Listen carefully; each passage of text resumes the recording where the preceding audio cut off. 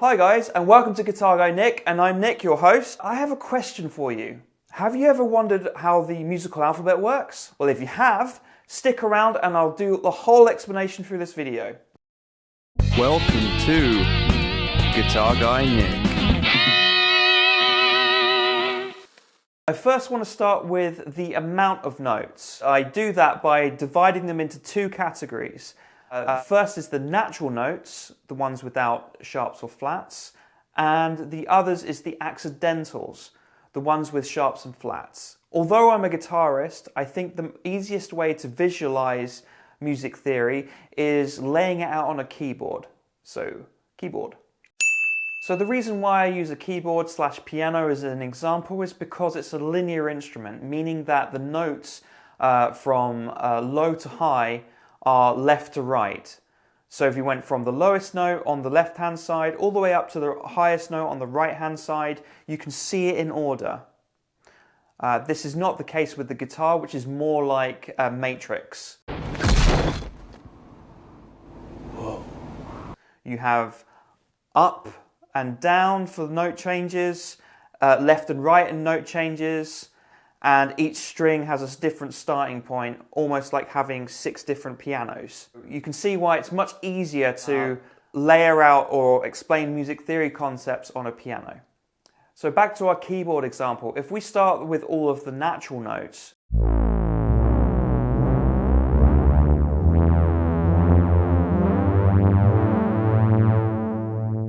starting from A all the way to G, so that would be A, B, C, D, E, F, and G, and then back to A.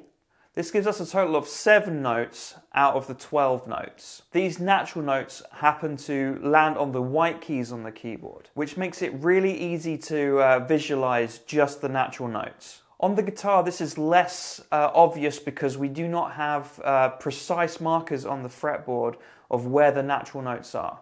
You just have to know them by learning them. I will go into more detail about guitar-orientated or guitar-related note finding later in the video. If we take on the fact that we've just done 7 out of the 12 notes, that leaves us 5 notes left. And what are those 5? They are the black keys on the keyboard, and they're called accidentals. They're notes that can be sharp and flat, and that has a particular term called enharmonic, an enharmonic note. What is an enharmonic note? It just means that it has 2 different names depending on what key it's in. So let's just quickly see where those accidentals lay on the keyboard.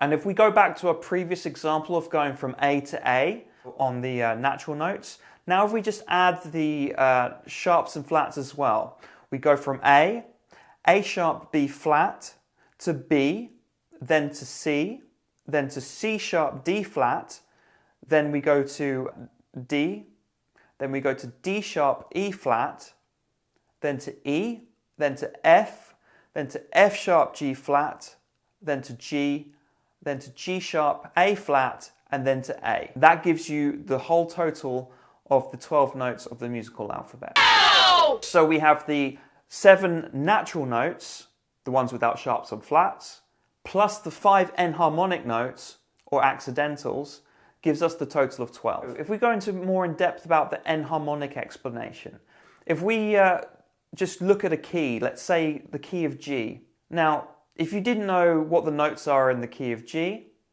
you start of G, A, B, C, D, E, and then F sharp, then G. So we have F sharp in the key of G. Now, if we looked at the key of C, that doesn't have an F sharp. And the reason why it's called F sharp in the key of G is because every note has to have its own place within a key. You can't have more than one note in a key. Otherwise, it looks very, very difficult to read on the stave. You would have to keep on sharpening and flattening every note if key signatures didn't exist, and it looks horrible to read. The next thing that we're going to discuss is how an enharmonic is altered when you're moving up a scale.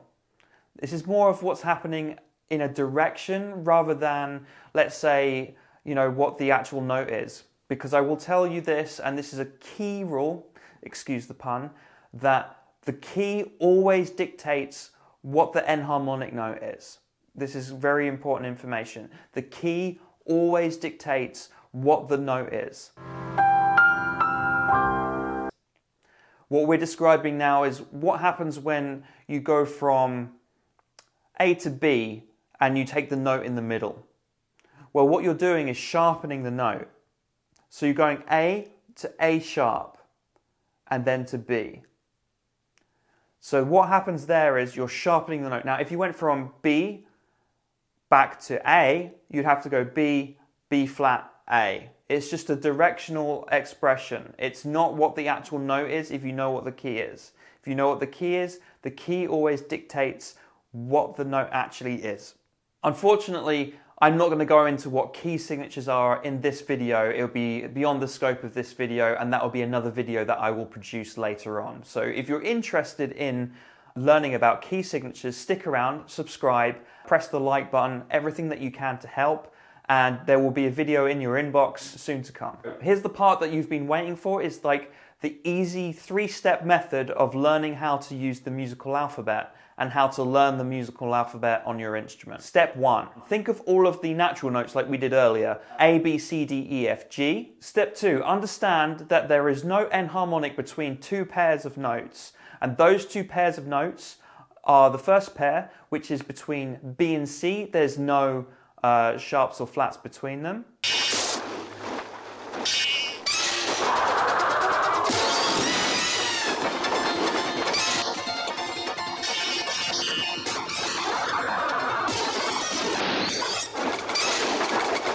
And E and F. There's no sharps and flats between E and F. So you do not get a B sharp or a C flat. You don't get an E sharp or an F flat. And then the third step is realize that every other note has a space between them. So every other note other than B and C and E and F has a space between them where an enharmonic belongs. So for example, because A isn't a B and B isn't a C, there's a space between A and B where it's A sharp or B flat.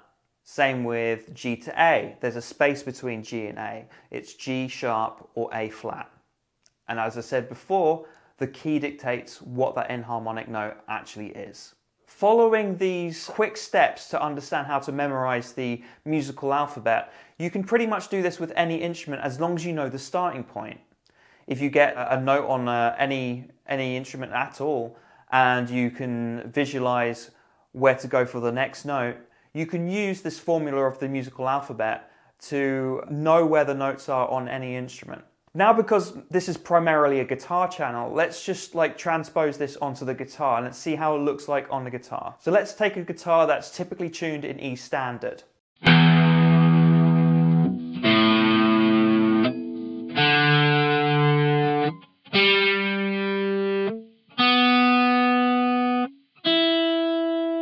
Each string is tuned to E, A, D, G, B, and E. So as I said before, you notice that it's different to a piano because the piano, you can go from left to right, up and down.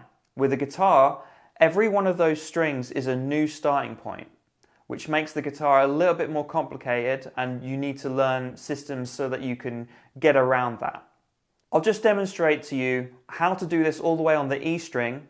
And what I would expect from any of my students or someone watching this video is just to take 5 minutes a day going through your strings one by one and working out all of the notes across the fretboard. Count upwards and count backwards. You need to know your strings inside out. And if you do this every day, this will pay off in such a big way. You'll be able to change chords, change soloing. You'll be able to see chord progressions much faster because you've got the mapping down of the notes. It's very, very useful.